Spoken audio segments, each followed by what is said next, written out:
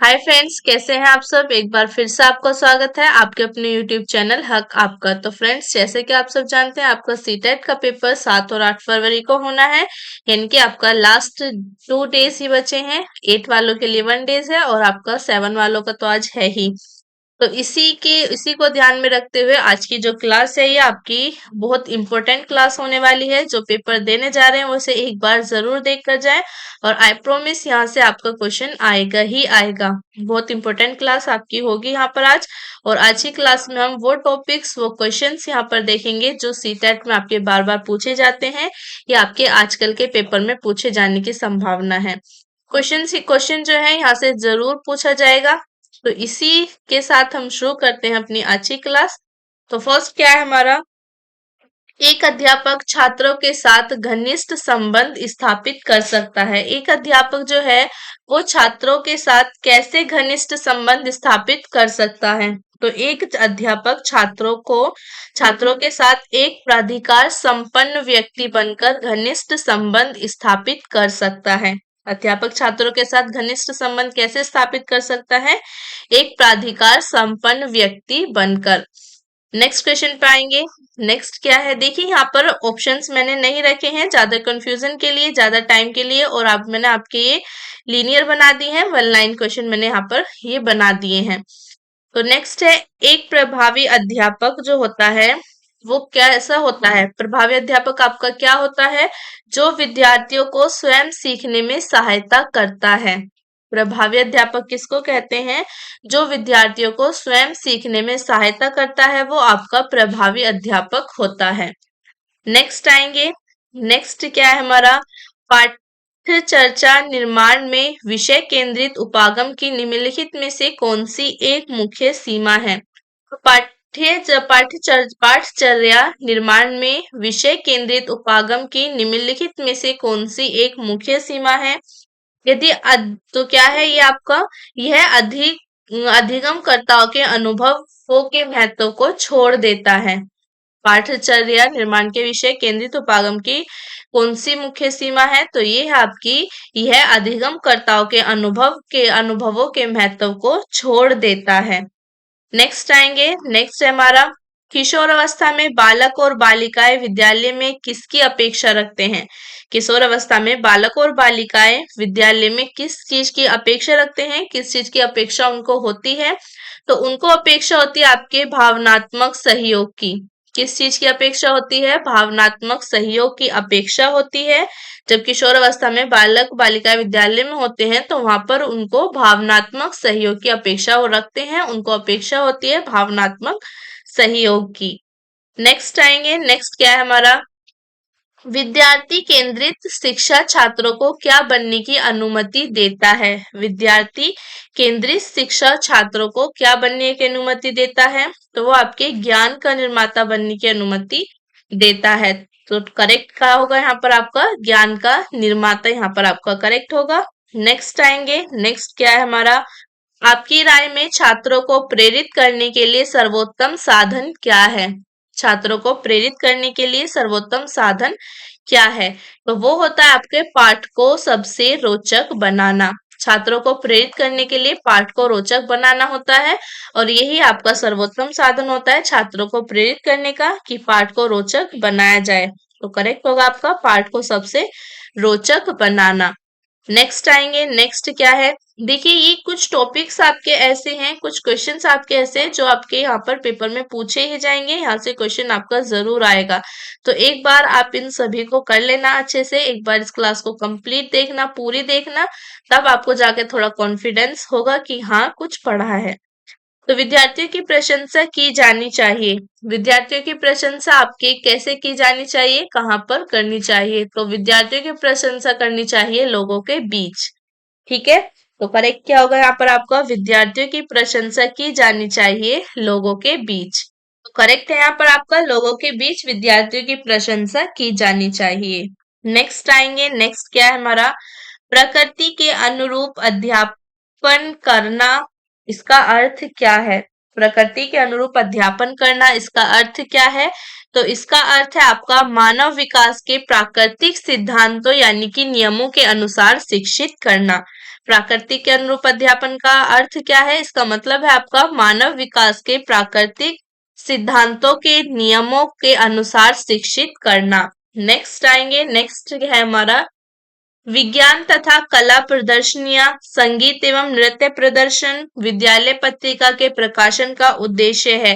ये आपकी विज्ञान तथा कला प्रदर्शनियां होती हैं, संगीत एवं नृत्य प्रदर्शन है, विद्यालय पत्रिका के प्रकाशन।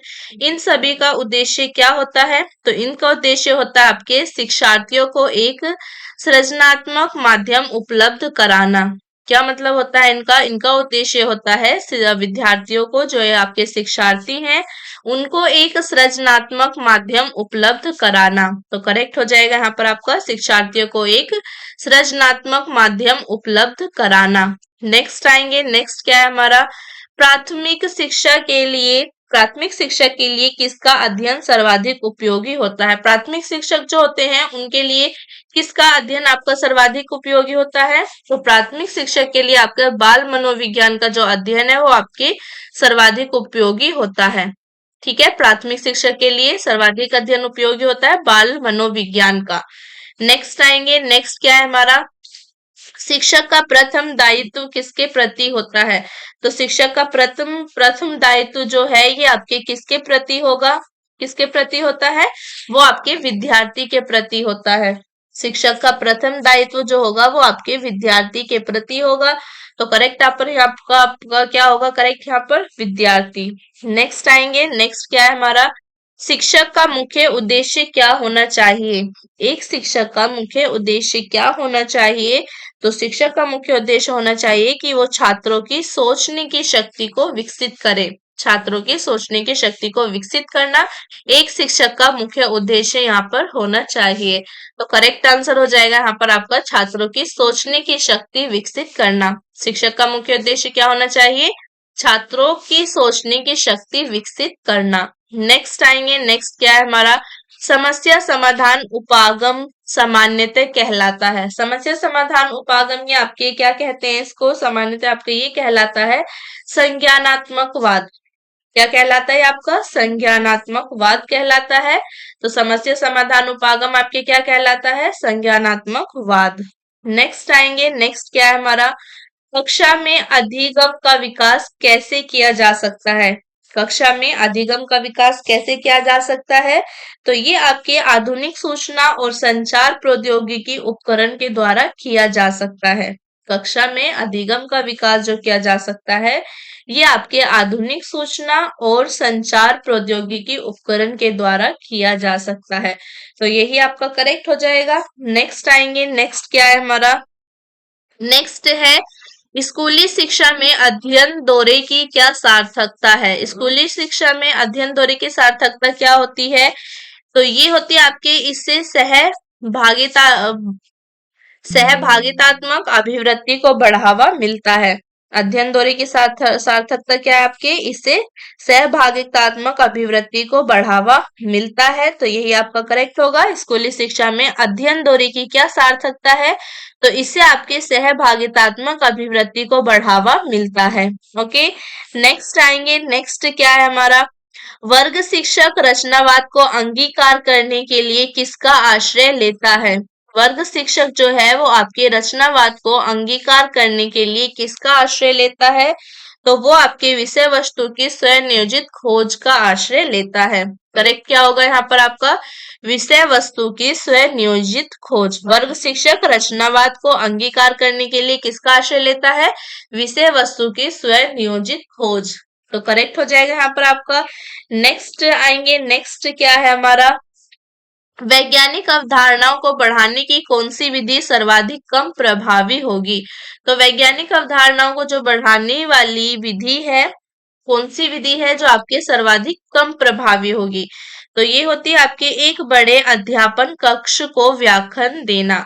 ये जो विधि है ये आपके वैज्ञानिक अवधारणाओं को बढ़ाने में आपकी सर्वाधिक कम प्रभावी होगी। वैज्ञानिक अवधारणाओं को बढ़ाने की कौन सी विधि है जो सर्वाधिक कम प्रभावी होगी? तो वो है आपकी एक बड़े अध्यापन कक्ष को व्याख्यान देना। नेक्स्ट आएंगे, नेक्स्ट क्या है हमारा आगमनात्मक उपागम का समर्थन कौन करता है? तो आगमनात्मक उपागम का समर्थन कौन करता है? तो वो आपके रचनावादी। करेक्ट क्या होगा यहाँ पर आपका? रचनावादी करेक्ट होगा। आगमनात्मक उपागम का समर्थन कौन करता है? रचनावादी। तो करेक्ट आपका रचनावादी होगा। आगमनात्मक उपागम का समर्थन आपके रचनावादी करता है। नेक्स्ट आएंगे, नेक्स्ट क्या है हमारा? तो नेक्स्ट है निगम निगमनात्मक उपागम क्या होता है? तो आपके निगमनात्मक उपागम ये आपके शिक्षक केंद्रित होता है। निगमनात्मक उपागम आपके शिक्षक केंद्रित होता है। करेक्ट आपका यही होगा। निगमनात्मक उपागम आपका शिक्षक केंद्रित। नेक्स्ट आएंगे, नेक्स्ट क्या है हमारा? समस्या समाधान विधि के जन्मदाता हैं। समस्या समाधान विधि जो है इसके जन्मदाता कौन है? समस्या समाधान विधि के जन्मदाता किसे कहा जाता है? तो वो आपके सुकरात एवं सेंट थॉमस हैं। सुकरात और आपके सेंट थॉमस को कहते हैं समस्या समाधान विधि के जन्मदाता। समस्या समाधान विधि के जन्मदाता कौन है? सुकरात एवं सेंट थॉमस। सुकरात एवं सेंट थॉमस को कहा जाता है आपके समस्या विधि के जन्मदाता। तो ये आपका यहाँ पर करेक्ट होगा, सुकरात एवं सेंट थॉमस। नेक्स्ट आएंगे, नेक्स्ट क्या है हमारा? तो नेक्स्ट है आगमन विधि में प्रयुक्त होने वाले शिक्षण सूत्र हैं।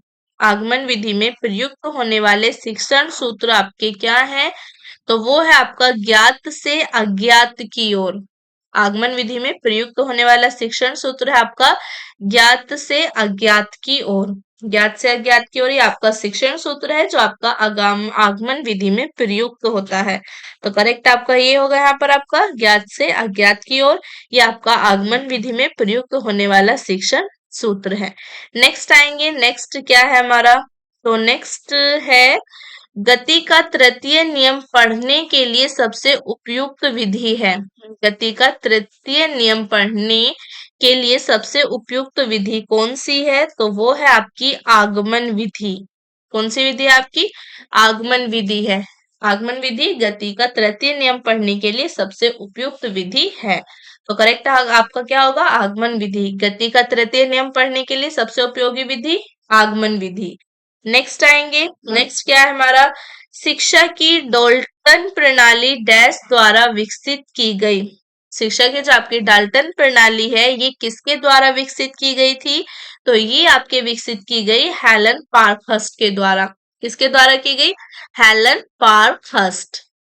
ठीक है, शिक्षा की डाल्टन प्रणाली किसके द्वारा विकसित गई? हेलन पार्कहर्स्ट के द्वारा विकसित की गई। नेक्स्ट आएंगे, नेक्स्ट क्या है हमारा? तो नेक्स्ट है किंडरगार्टन स्कूल सबसे पहले कहाँ स्थापित किए गए? किंडरगार्टन स्कूल सबसे पहले कहाँ पर स्थापित किए गए? तो ये आपके स्थापित किए गए थे जर्मनी में। करेक्ट क्या हो जाएगा यहाँ पर आपका? जर्मनी। किंडरगार्टन स्कूल सबसे पहले कहाँ स्थापित किए गए? स्थापित किए गए आपके जर्मनी में स्थापित किए गए। जर्मनी यहाँ पर आपका करेक्ट होगा। किंडरगार्टन स्कूल सबसे पहले आपके जर्मनी में स्थापित किए गए। नेक्स्ट आएंगे, नेक्स्ट क्या है हमारा? डैश एक ऐसी तकनीक है जिसमें जिज्ञासा और रचनात्मकता शामिल होती है। तो कौन सी ऐसी तकनीक है जिसमें जिज्ञासा और रचनात्मकता शामिल होती है? तो वो है आपका पात्र अभिनय, जिसे रोल प्ले कहते हैं। ठीक है, तो रोल प्ले जो है आपकी पात्र अभिनय। पात्र अभिनय कौन सी ऐसी तकनीक है जिसमें जिज्ञासा और रचनात्मकता शामिल होती है? तो वो है आपकी पात्र अभिनय यानी कि आपका रोल प्ले। रोल प्ले, ठीक है। कौन सा पात्र अभिनय और आपका रोल प्ले एक ऐसी तकनीक है जिसमें आपकी जिज्ञासा और रचनात्मकता शामिल होती है। नेक्स्ट आएंगे, नेक्स्ट क्या है हमारा?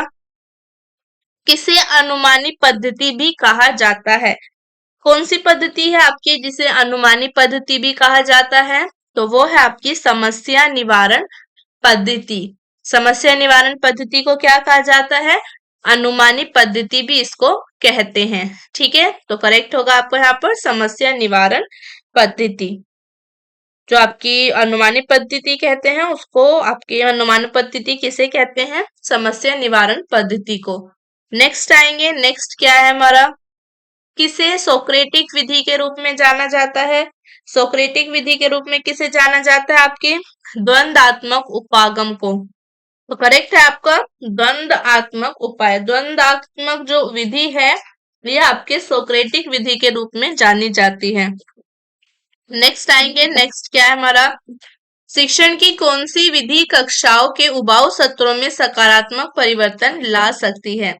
शिक्षण की कौन सी विधि है जो कक्षाओं के उबाऊ सत्रों में सकारात्मक परिवर्तन ला सकती है? तो वो है आपकी भ्रमण विधि। भ्रमण विधि जो है ये शिक्षण की जो शिक्षण के उबाऊ सत्र होते हैं उनमें सकारात्मक परिवर्तन ला सकती है। तो करेक्ट आपका होगा यहाँ पर भ्रमण विधि। शिक्षण की कौन सी विधि कक्षाओं के उबाऊ सत्र में सकारात्मक परिवर्तन ला सकती है? तो वो है आपकी भ्रमण विधि।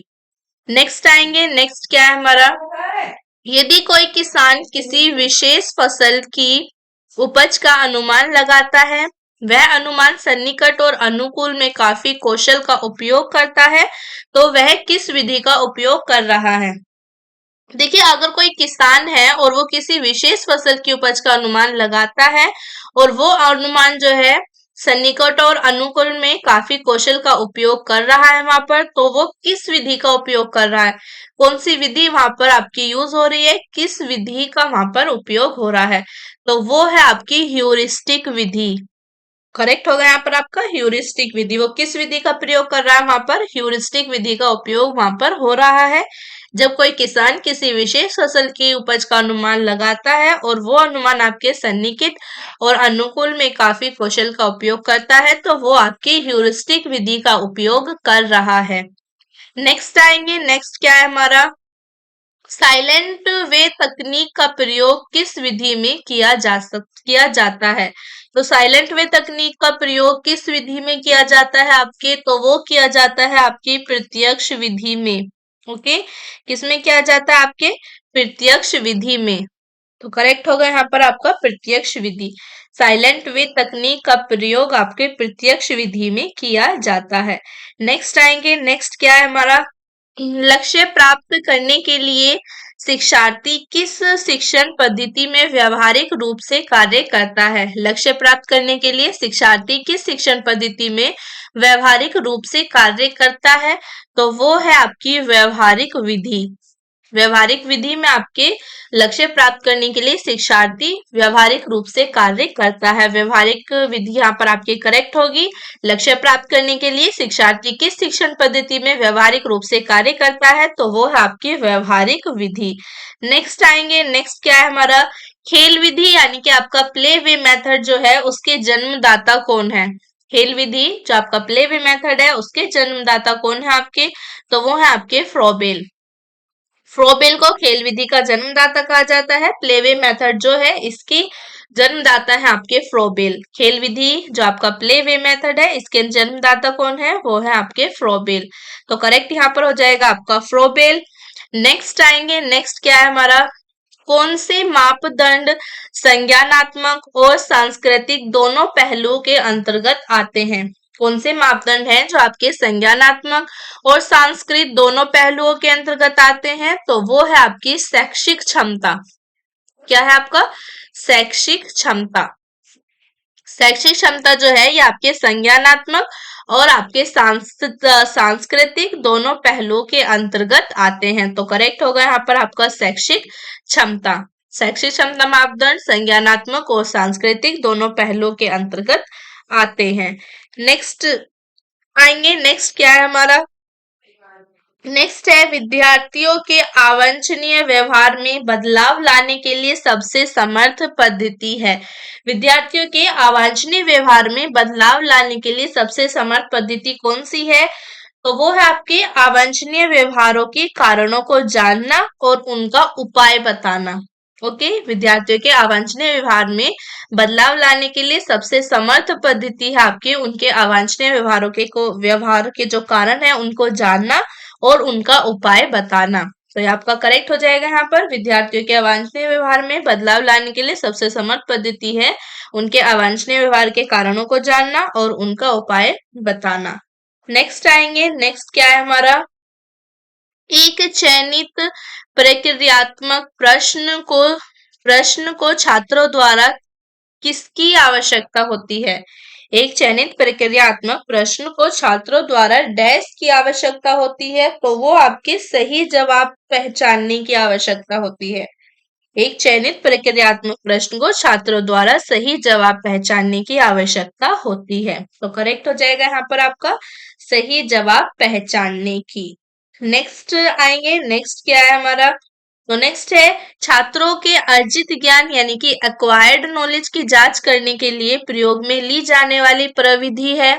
छात्रों का जो एक्वायर्ड ज्ञान है, आपके अर्जित ज्ञान की जांच करने के लिए प्रयोग में लाई जाने वाली विधि कौन सी है, तो वो है आपकी परीक्षण विधि। परीक्षण विधि के द्वारा छात्रों के अर्जित ज्ञान को जांच किया जा सकता है।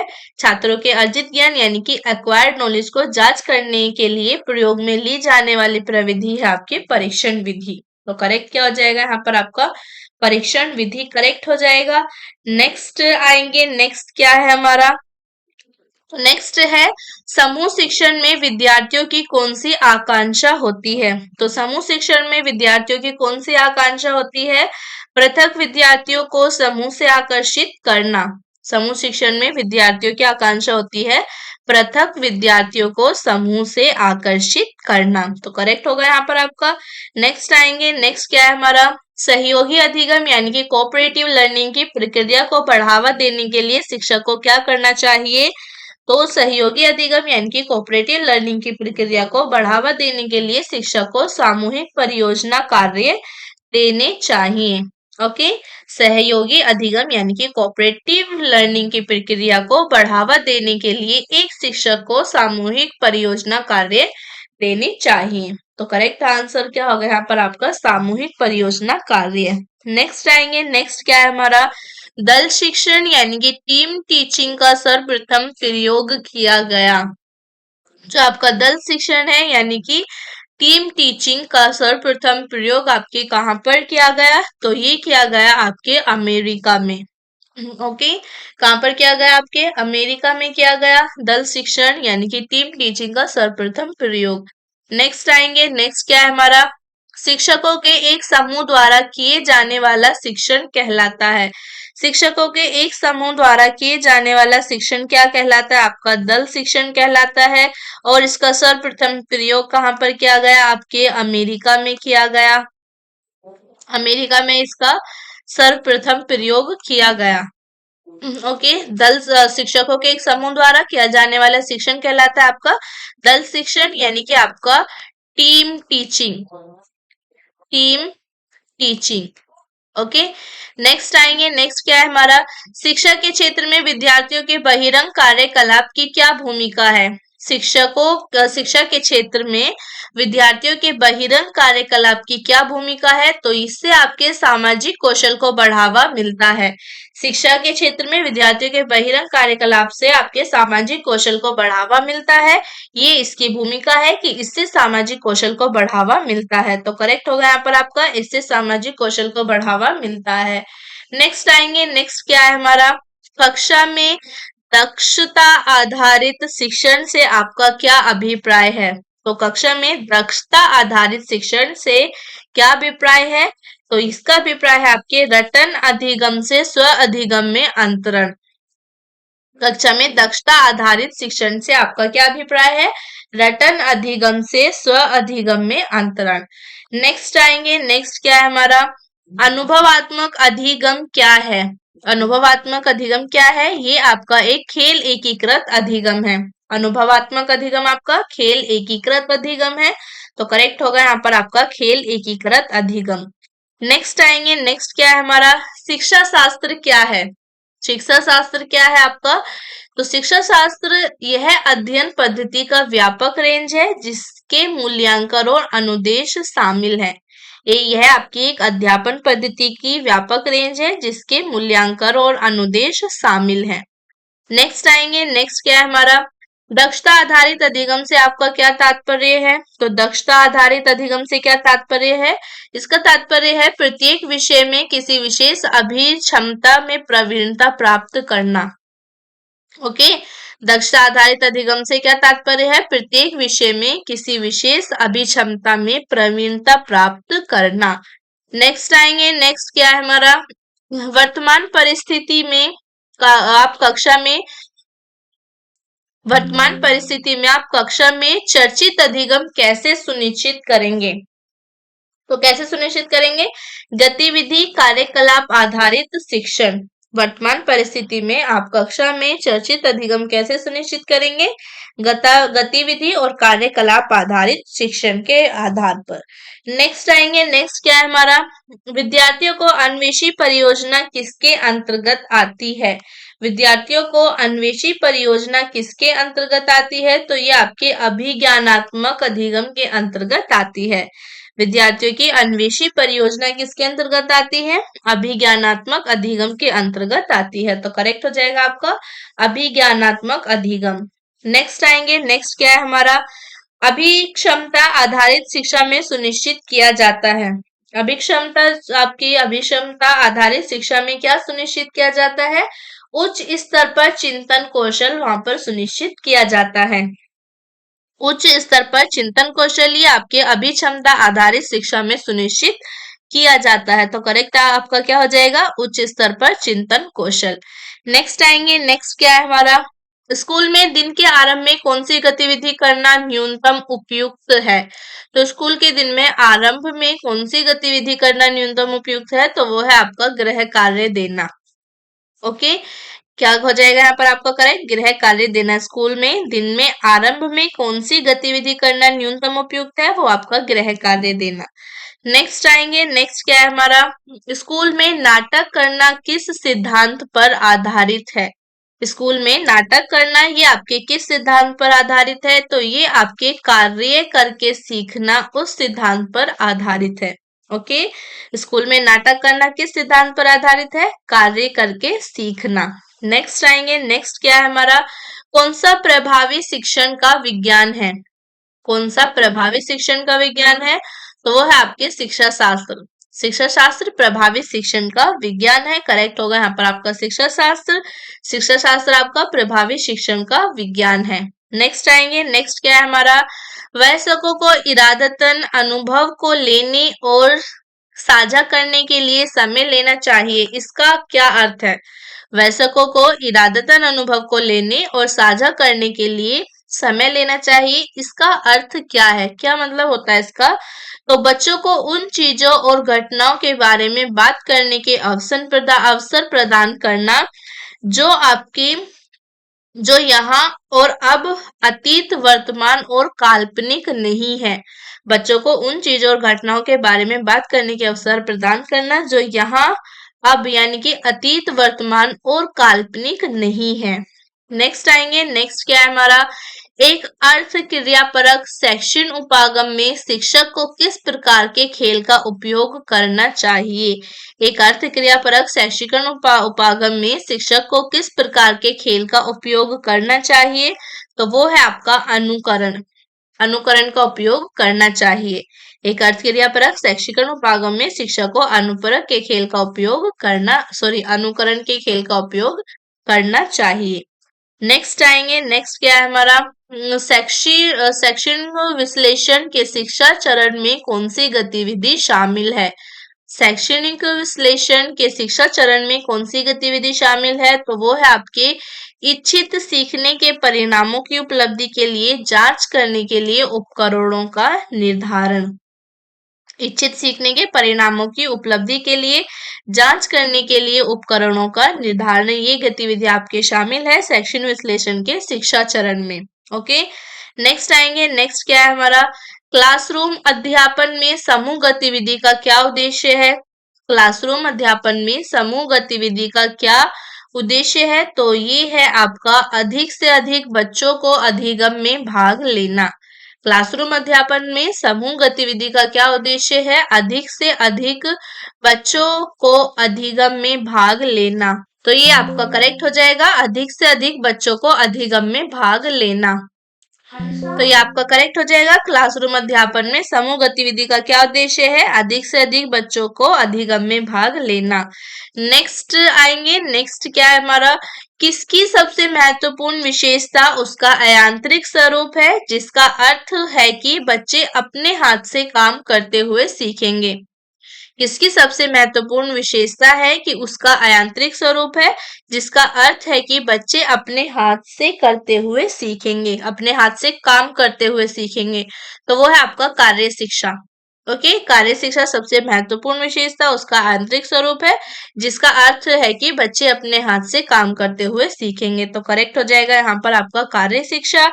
नेक्स्ट आएंगे, नेक्स्ट क्या है हमारा, बागवानी द्वारा कौन सा उद्देश्य पूरा किया जा सकता है। बागवानी द्वारा कौन सा उद्देश्य पूरा किया जा सकता है, ज्ञान समझ अनुप्रयोग, ज्ञान समझ अनुप्रयोग और कौशल आधारित उद्देश्य।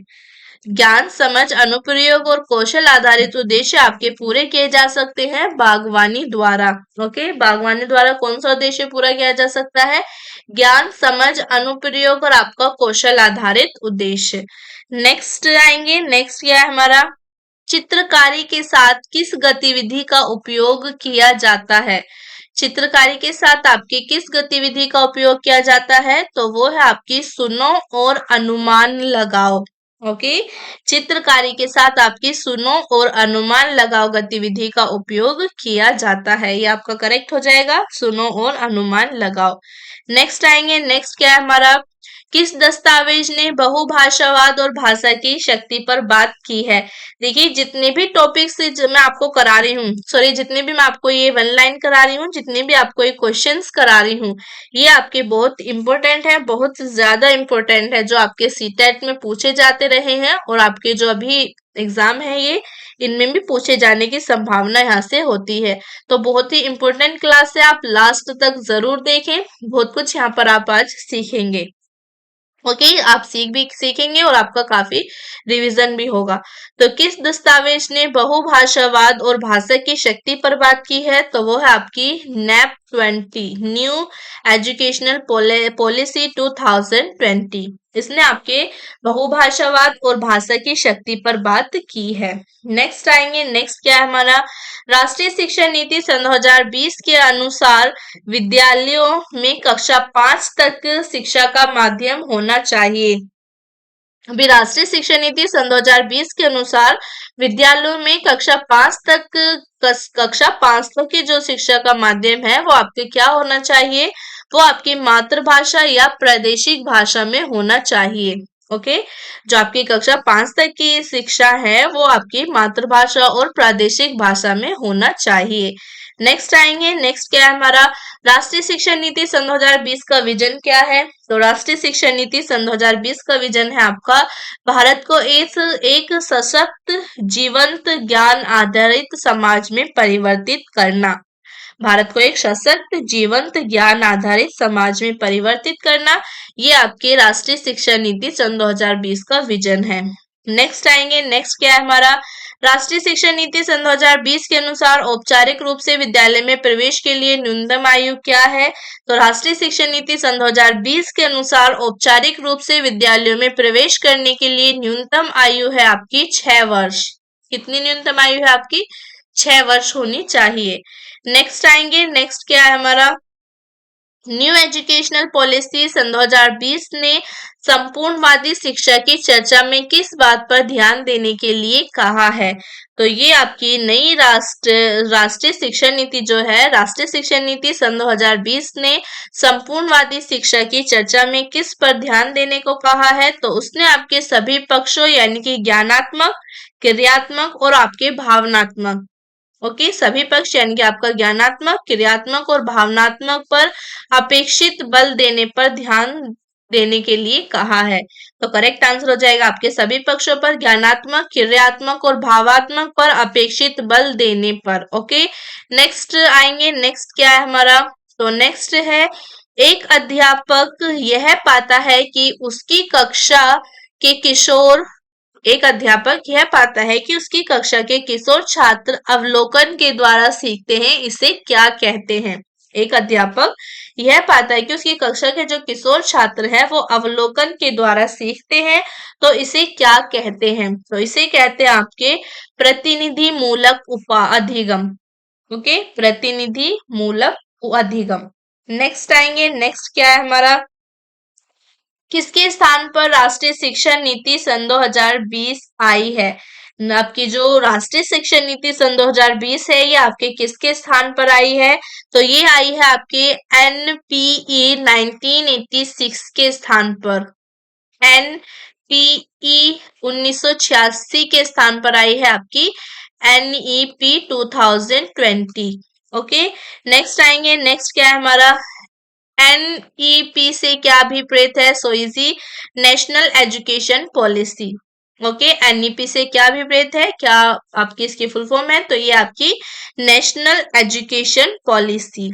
नेक्स्ट आएंगे। नेक्स्ट क्या है हमारा? राष्ट्रीय शिक्षा नीति सन 2020 में मुख्यतः प्रारंभिक शिक्षा में किस पर बल दिया गया है? राष्ट्रीय शिक्षा नीति सन 2020 में आपकी मुख्यतः प्राथमिक शिक्षा में किस पर बल दिया गया है? तो वो आपके मूलभूत साक्षरता और संख्याओं के ज्ञान पर जोर दिया गया है। राष्ट्रीय शिक्षा नीति सन 2020 में जो आपकी मुख्यतः प्रारंभिक शिक्षा में बल दिया गया है वो आपकी मूलभूत साक्षरता और संख्याओं के ज्ञान पर बल दिया गया है। तो करेक्ट होगा यहाँ पर आपका मूलभूत साक्षरता और संख्याओं का ज्ञान। ओके, नेक्स्ट आएंगे। नेक्स्ट क्या है हमारा? शिक्षा मंत्रालय द्वारा प्रतिपादित दीक्षा का क्या प्रयोजन है? शिक्षा मंत्रालय द्वारा प्रतिपादित दीक्षा जो है इसका क्या प्रयोजन है? ये आपके डिजिटल अवसंरचना संसाधन है। शिक्षा मंत्रालय द्वारा जो आपकी प्रतिपादित दीक्षा है इसका क्या प्रयोजन है? ये आपकी डिजिटल अवसंरचना संसाधन है। नेक्स्ट आएंगे। नेक्स्ट क्या है हमारा? राष्ट्रीय शिक्षा नीति सन 2020 के अनुसार बाल वाटिका क्या है? राष्ट्रीय शिक्षा नीति सन 2020 के अनुसार बाल वाटिका क्या है? तो बाल वाटिका है आपके 3 वर्ष से 5 वर्ष तक की आयु तक प्राप्त शिक्षा। राष्ट्रीय शिक्षा नीति सन 2020 के अनुसार बाल वाटिका है आपके 3 से 5 वर्ष तक की आयु में जो आपके प्राप्त शिक्षा है उसको आपके बाल वाटिका कहते हैं। नेक्स्ट आएंगे। नेक्स्ट क्या है हमारा? राष्ट्रीय शिक्षा नीति सन 2020 में किस वर्ष तक प्राथमिक विद्यालयों में बुनियादी साक्षरता और संख्या ज्ञान का लक्ष्य प्राप्त करने का प्रस्ताव दिया गया है? तो ये आपके सन 2025 तक। नेक्स्ट आएंगे। नेक्स्ट क्या है हमारा? राष्ट्रीय शिक्षा नीति सन 2020 में मुख्यतः किस बात पर बल दिया गया है? राष्ट्रीय शिक्षा नीति सन 2020 में मुख्यतः यानी कि आपकी मेनली किस बात पर फोकस किया गया है? किस बात पर आपके फोर्स किया गया है? किस बात पर आपके बल दिया गया है? तो ये आपके बुनियादी साक्षरता और संख्या ज्ञान पर जोर दिया गया है। राष्ट्रीय शिक्षा नीति में आपके जो किस बात पर बल दिया गया है? ये आपके बुनियादी साक्षरता यानी कि मूलभूत साक्षरता और संख्या ज्ञान पर बल दिया गया है। नेक्स्ट आएंगे। नेक्स्ट क्या है हमारा? एनईपी पद का तात्पर्य किससे है? अभी बताया मैंने आपको, NEP national education policy. Next आएंगे। नेक्स्ट क्या है हमारा? राष्ट्रीय शिक्षा नीति सन 2020 के अनुसार ईसीसीई से क्या अभिप्रेरित है? राष्ट्रीय शिक्षा नीति सन 2020 के अनुसार ईसीसीई से आपके क्या अभिप्रेत है? Early childhood care and education. Okay, early childhood care and education. Next आएंगे। नेक्स्ट क्या है हमारा? अनिवार्य विषयों, कौशल तथा क्षमताओं के एकीकरण पर किसने बल दिया?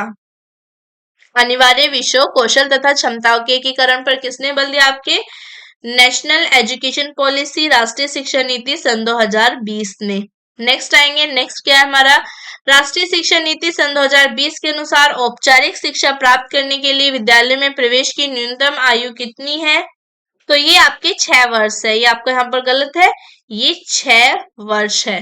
ओके, राष्ट्रीय शिक्षा नीति सन 2020 के अनुसार औपचारिक शिक्षा प्राप्त करने के लिए बच्चों की न्यूनतम आयु क्या निर्धारित की गई है? ये आपके 6 वर्ष निर्धारित की गई है। नेक्स्ट आएंगे। नेक्स्ट क्या है हमारा?